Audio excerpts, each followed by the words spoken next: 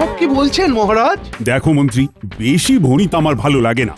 যা বলার তা তাড়াতাড়ি বলুন মন্ত্রীমশাই। এ রাজ্যের একজন ভাঁড়ের বেতন মন্ত্রীর বেতনের প্রায় সমান সমান। তাদের দুজনের বেতনের ভেতরে ফারাক প্রায় নেই বললেই চলে। আমি তো ভাবছি ভাঁড়ের বেতন এই মাস থেকে মন্ত্রীর বেতনের থেকেও বেশ কিছুটা বাড়িয়ে দেব।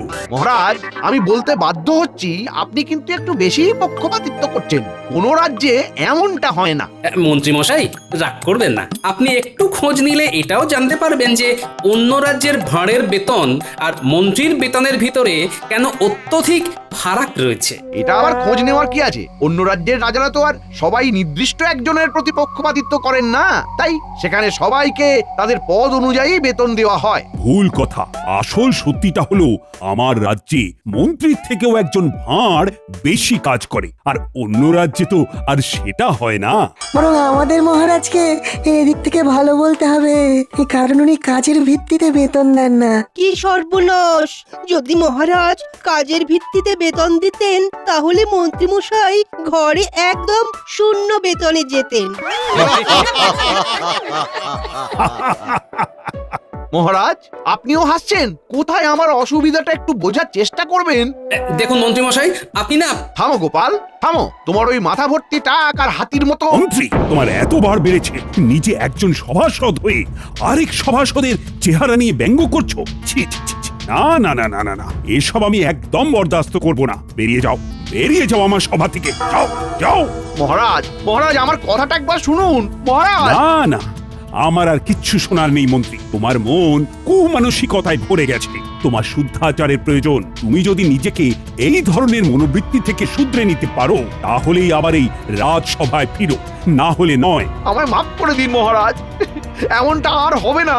ওই যে বললাম, নিজেকে পাল্টাতে পারলে ফিরে এসো। তুমি এক কাজ করো, তীর্থে যাও, মনকে শুদ্ধ করো, তারপর ফিরো। আর হ্যাঁ, অশুদ্ধ মন নিয়ে শুদ্ধতার ভান করে এই রাজ্যে প্রবেশের পর যদি কোনো বাজে কাজে ধরা পড়ো, তাহলে মনে রেখো, তখন এই রাজ্য থেকে সোজা বার করে দেব। যাও যাও, এক্ষুনি বেরিয়ে যাও।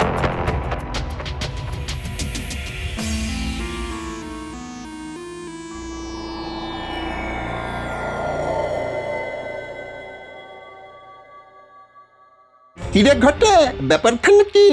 মন্ত্রীমশাই আমাদের ডেকে নিজে এমন উদাস হয়ে বসে। কবি টবি হবে নাকি? আমার মনটা খুব খারাপ রে। তার সাথে বেশ রাগও হচ্ছে। কার উপরে? আরে গোপালের চেহারাটা যে হাতির মতো, সেটা বলতেই মহারাজ গেলেন চোটে। আমায় সব সভাসদদের সামনে তাড়িয়ে দিয়ে বললেন মনকে শুদ্ধ করে ফিরতে। ওই দুজনকে আমায় জব্দ করতেই হবে। বুঝেছি বুঝেছি, তাই আমাদের ডেকেছেন, তাই তো? সবই তো বুঝিস, সব কথা কি আর মুখে বলতে হয়? কিছু একটা পরিকল্পনা কর। আমাদের হাতটা গরম করে দিন, কাজ হয়ে যাবে। আমার এখন মাথা গরম আছে, তাই তোদের হাতের বদলে উড়ন আর বসন দিয়ে কান গরম করে দিতে পারি। সুতরাং এখন যা, আগে কাজের কাজটা কর। বেশ, তাহলে আসি। কাল ভোরেই পরিকল্পনা করে আপনার বাড়ি যাচ্ছি। বেশ হয়েছে, বেশ হয়েছে। মহারাজ মন্ত্রীকে বার করে দিয়েছেন। হ্যাঁ, মানুষের চেহারা ভারী হতেই পারে, তা বলে এমন কথা কেউ বলে? মন্ত্রী মশাই বরাবর অমন স্বভাবেরই লোক, বুঝলে। যাদের স্বভাব এমন হয় তারা হাজার চেষ্টা করলেও সহজে বদলায় না। হ্যাঁ গিন্নি, চেষ্টাটাও সৎ হতে হয়, না হলে এরকমও মানুষ করে যে ভিতরে ভিতরে কোনো চেষ্টা করে না, এদিকে মুখে বলে চেষ্টা করেও কোনো লাভ হচ্ছে না। মানুষ চেষ্টা করলে সব পারে গিন্নি। তোমার সাথে মন্ত্রী মশাই এরকম করলে না আমার খুব খুব রাগ হয়। হ্যাঁ না, এর জন্য আমার কোনো আক্ষেপই নেই গিন্নি। আমি আমার রাজ্যকে ভালোবাসি, তাই করি। তাছাড়া একজন রাজ্যবাসী হিসেবে এটা তো আমার কর্তব্য। সত্যি তোমার জন্য না আমার না খুব গর্ব হয় গো। আর আমারও তোমার জন্যে।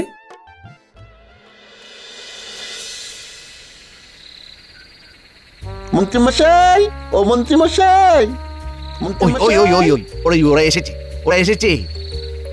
আয় আয় আয়। কিরে বটা, তোর হাতে এটা কি? এটা একটা বহু দূরের রাজ্যের মানচিত্র।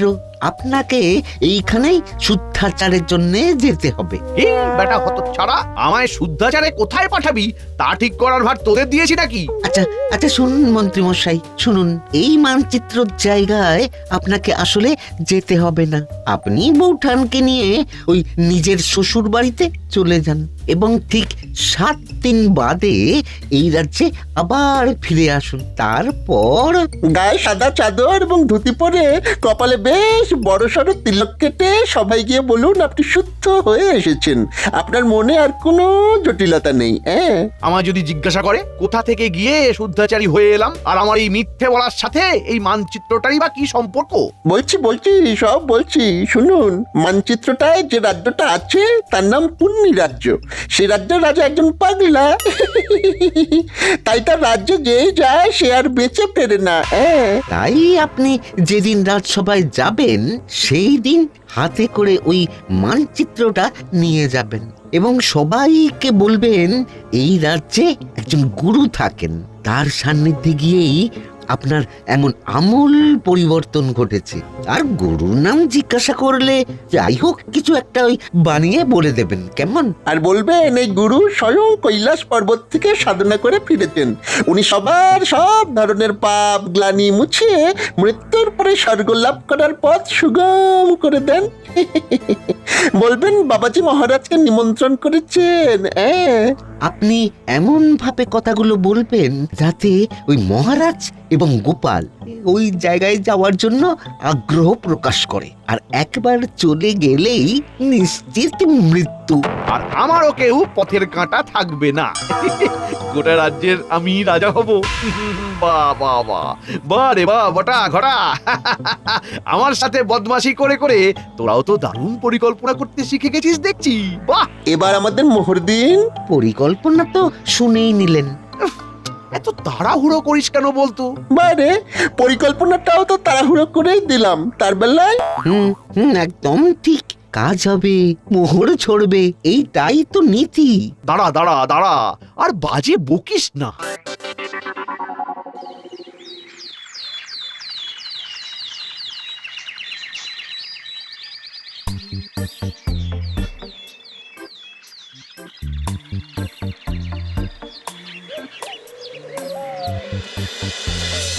কি বলছো গোপাল? মন্ত্রী সত্যি সত্যি মন পরিশুদ্ধ করতে তীর্থে গেছে? আগে হ্যাঁ মহারাজ, নিজের চোখে দেখে এলাম। বাড়িতে তালা ঝুলছে, আর পাড়া প্রতিবেশীদেরও নাকি বলে গেছে যে সে নিজেকে পরিশুদ্ধ করতে স্ত্রীকে নিয়ে দিন সাতেকের জন্য তীর্থে যাচ্ছে। বাবা, আমার এক কথাতেই যে মন্ত্রী এভাবে তীর্থে যাবে ভাবতেই পারছি না। যাকে এখন মন্ত্রীর সুমতি হলেই হলো, কি বলেন? যা বলেছো। আচ্ছা মহারাজ, আমি তাহলে আজ আসি। হ্যাঁ, বেশ বেশ বেশ। ও গোপাল, একটা কথা ছিল। বলুন মহারাজ। বলছি যে যতদিন না মন্ত্রী ফিরছে তুমি কি আমার রাজ্যের নতুন মন্ত্রী হবে? ও বাবা, ক্ষমা করুন মহারাজ, আমি এই রাজ্যের ভাঁড় হিসেবেই ঠিক আছি। ওইসব ভারী ভারী পদে আমায় বসাবেন না মহারাজ। আমি জানতাম তুমি ঠিক এই উত্তরটাই দেবে। বেশ গোপাল, ঠিক আছে, তুমি এখন আসতে পারো।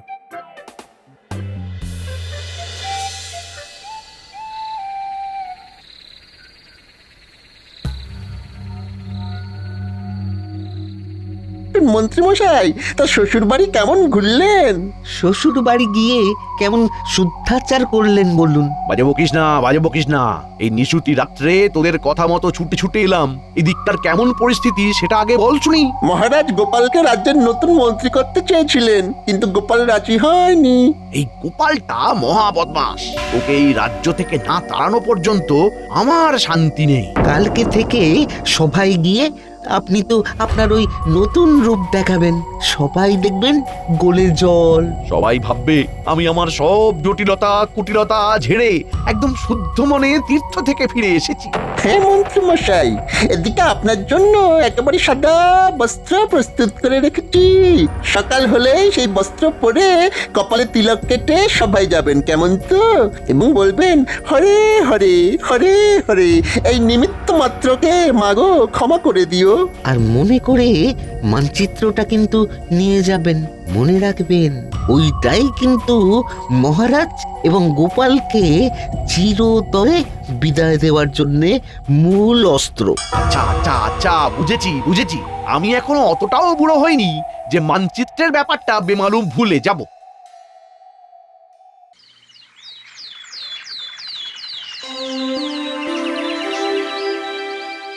তাহলে সবাই বলছো নতুন পদ্ধতিতে কাজ করতে কোনো রকম অসুবিধে হচ্ছে না, তাই তো?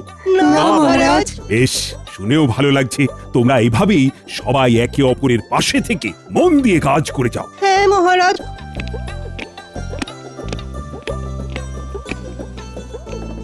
আরে মন্ত্রীমশাই, আপনি এমন বেশে কিন্তু পুরো ভোল বদল। হ্যাঁ মন্ত্রী, তুমি? এ কি বেশ বদল? শুধু আমার বেশ বদল হয়নি মহারাজ, গোটা আমিটাই বদলে গেছি। আমার এখন পৃথিবীর সব মোহমায়াই বড্ড মেকি মনে হচ্ছে। এখন আমার মন শুধু এইটাই বলতে চাইছে যে আমি নিজের মতো বাঁচতে চাই, আমি আমার মতো ভালো আছি, কারুর সাথে পাঁচি নেই। শান্তি শান্তি শান্তি। মন্ত্রী, ও মন্ত্রী, এ তোমার হলো কি?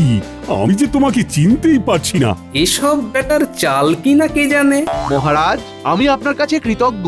ভাগ্যিস আপনি আমার মনকে শুদ্ধ করে তোলার জন্য তীর্থে যাওয়ার আদেশ দিয়েছিলেন, না হলে তো আমি আমার সকল পাপ ধুয়ে মুছে মৃত্যুর পর স্বর্গলাভ সুনিশ্চিত করতেই পারতাম না। মন্ত্রীমশাই, আপনার স্বর্গলাভ সুনিশ্চিত, এটা কি সত্যি? হ্যাঁ গোপাল, আমি তো আর আগের মতো নেই। আমি আমার সব পাপ ধুয়ে মুছে করেছি সাফ। তুমিও আমায় ক্ষমা করে দিও। এসো এসো, বরং তোমার পা ধরে ক্ষমা চাই। ভুল স্বীকার করতে এখন আর আমার কোনো দ্বিধা নেই গোপাল। তা কে তোমায় শুদ্ধ হতে সাহায্য করলো শুনি? আর তুমি কোথায় বা তীর্থ করতে গেছিলে? এই দেখুন এই মানচিত্রটা, এই যে এই এই এই এই গোল মতো জায়গাটা দেখছেন, এটা হলো পুণ্যি রাজ্য। আমাদের রাজ্য থেকে প্রায় 150 ক্রোশ দূরে এখানে ধুনি বাবার আশ্রম আছে। উনি স্বয়ং কৈলাস পর্বত থেকে সাধনা করে ফিরেছেন। এই বাবার কাছে গেলে উনি এমন এক জল দেন যা দিয়ে স্নান করলে সবার পাপ মুছে গিয়ে স্বর্গলাভের পথ সুগম হয়ে যায়। এছাড়া ধুনি বাবাই বোঝান আসল জীবনের অর্থ কি, মায়া মোহ কাটিয়ে কিভাবে সাদা সিধে জটিলতা কুটিলতাবিহীন জীবনযাপন করা যায়। হরে হরে। মা গো, অপরাধ না নিয়ে ক্ষমা করে দিও মোরে। আর হ্যাঁ মহারাজ, উনি আপনাকেও কিন্তু সেখানে অনেকবার করে যাওয়ার জন্য আমন্ত্রণ জানিয়েছেন। আমিও নিজের জীবনে অজান্তে কতই না পাপ করে ফেলেছি, তাই সেই সব পাপের বোঝা ছেড়ে ফেলে আমিও আমার মৃত্যুর পর স্বর্গলাভ সুনিশ্চিত করতে চাই। মন্ত্রী, আমি ধনী বাবার আশ্রমে গিয়ে জীবনের আসল অর্থ বুঝতে চাই। আমি ওনার নিমন্ত্রণ রক্ষা করতে চাই। মহারাজ, এত তাড়াতাড়ি কোনো সিদ্ধান্ত নেবেন না। আমার মনে হয় যে পাল, নিজের চোখে দেখছো তো মন্ত্রীর কি আমূল পরিবর্তন ঘটেছে। এরপরে আমি আর ধনী বাবার কাছে না গিয়ে থাকতে পারি, বরং তোমারও আমার সাথে যাওয়া উচিত। আজ্ঞে মহারাজ, আমি? আচ্ছা বেশ, আমিও যাব। আমরাও যাবো মহারাজ। না না না, দেখো সবাই মিলে এক্ষুনি গেলে হবে না। আগে আমি আর গোপাল ঘুরে আসি, তারপর তোমরা দলে দলে যেও। একদম ঠিক। তাহলে মহারাজ, কবে রওনা দেবেন?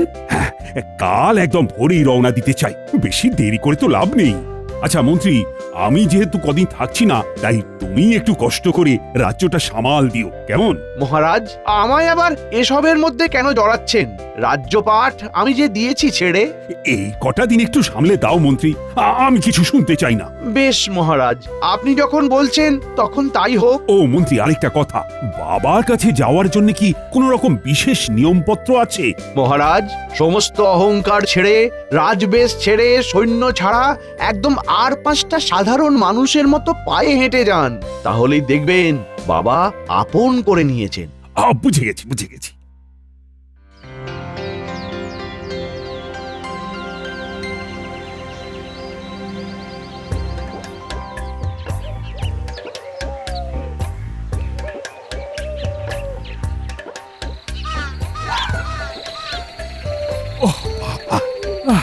বাবা গো, মা গো, আর কতটা পথ গোপাল? হ্যাঁ, হাঁটতে হাঁটতে পা ফুলে গেল তো। মহারাজ, বুঝতেই পারছি আপনার খুব কষ্ট হচ্ছে, কিন্তু আরেকটু কষ্ট করে ওই বট গাছটা পর্যন্ত চলুন, তাহলে আপনি পুণ্যি রাজ্যে প্রবেশ করে ফেলবেন। ওই বট গাছটা থেকে শুরু হচ্ছে পুণ্যি রাজ্য।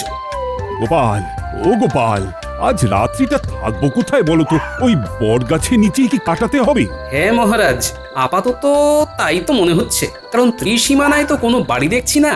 আর মানচিত্র অনুযায়ী আমরা পুণ্যি রাজ্যে প্রবেশ করলেও বাবার আশ্রম আরো খানিকটা দূরে রয়েছে মহারাজ, যেখানে আপনি কাল সকালের আগে যেতে পারবেন না।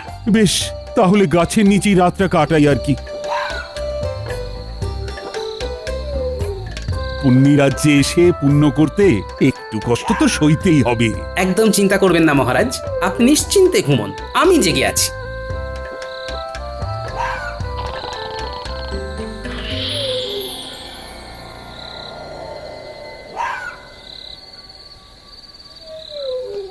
মহারাজ তো ঘুমোচ্ছেন দেখছি, এদিকে ভোর হতেও খুব দেরি নেই। আমি বরং এই সুযোগ একটু ঘুমিয়ে নিই। এই গবা, কি করবি বলতো? রাত তো শেষ হতে চললো, এখনো আমাদের ওই দুজনের মধ্যে কেউ একটাও চোর ধরতে পারলাম না। দেখাবা এরকম আমাদের পাগলা রাজার মতন কাউকে নিয়ম তৈরি করতে দেখেছিস? কি যে নিয়ম, প্রত্যেক প্রহরীকে কিনা বাধ্যতামূলক ভাবে প্রতি রাত্রে একটা করে চোর ধরতেই হবে। সত্যি আপাদ মস্তক খ্যাপা রাজা। আরে আরে ওই গবা, ওই দেখ, দুজন লোক বট গাছের নিচে শুয়ে, ওদেরকে ভিনদেশি চোর বানিয়ে ধরে নিয়ে যাবি? তাই করি চল, না হলে আমরা আপাদমস্তক পেটে মার খাবো। চল চল ভরি বেটাদের। এই কে কে কে তোমরা হাত পা বাঁধছো কেন? আমরা কিছু করিনি, আমাদের বেঁধো না, ছেড়ে দাও। চল বেটারা চল, চোর সাজবি চল।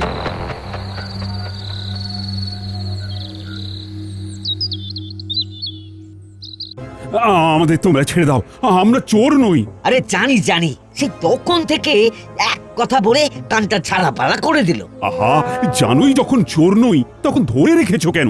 এই আড্ডা আমরাকে নিয়ে তো ভীষণ মুশকিল হলো, ঠিকঠাক করে কথাও বোঝে না। এই, আমার সাথে ঠিক করে কথা বলো। আমি তোমাদের মহারাজকে বলে দেব যে তোমরা জানো যে আমরা চোর নই, তবু ধরে এনেছো। বলেও কিছু লাভ হবে না বুড়ো, আমাদের রাজা কারোর কথাই শোনেন না। একবার গারদে ভরে দিলে তার একটাই শাস্তি হয়, আর তা হলো ইদারায় ছুঁড়ে ফেলে দেওয়া, বুঝলে? কি সর্বনাশ, এ কি নির্মম শাস্তি! এই শিগগিরই শিগগিরই আমাদের বের করো। তোমরা জানো না আমি কে? আমি হলাম... মহারাজ থামুন থামুন, এক্ষুনি পরিচয় দেবেন না। গোপাল, কি বলছো? এক্ষুনি না পরিচয় দিলে মেরে ফেলবে আমাদের। ভয় পাবেন না, আমি আছি। ইতিমধ্যেই ফন্দি এঁটে ফেলেছি, সময় মতো সব বলে দেবো। কই কই আমার ভিনদেশি চোরেরা সব কই? এই যে এই যে রাজন, এই যে একদম গারদের ভিতরে। বাবা বাবা বাবা বাবা আমাদের পুরোহিতকে ডাক দাও, শাস্ত্র পাঠক। তারপর সব ব্যবস্থা হয়ে গেলে এদেরকে ইদারার সামনে ফেলার জন্য নিয়ে যাও, আমি মজা দেখবো। গোপাল, তুমি সব শুনলে তো? ভয় নেই, আমি আছি মহারাজ।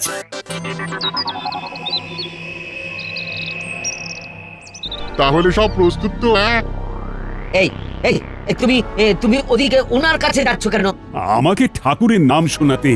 মরতে যাচ্ছি তো তাই। মহারাজ, আপনি এবারে আমার সাথে মারপিট শুরু করবেন। ওরা যদি জানতে চায় কেন মারপিট করছি, তাহলে বলবেন আমরা পেশায় জ্যোতিষী। আমরা গণনা করে দেখেছি যে আজ দুজনের ভেতরে যেজন আগে ইদারায় ছাপ দিয়ে মরবে সেই স্বর্গবাসী হবে এবং পুণ্য লাভ করবে। বেশ বেশ, মুক্ত করে দাও দুজনকে, মুক্ত করে দাও।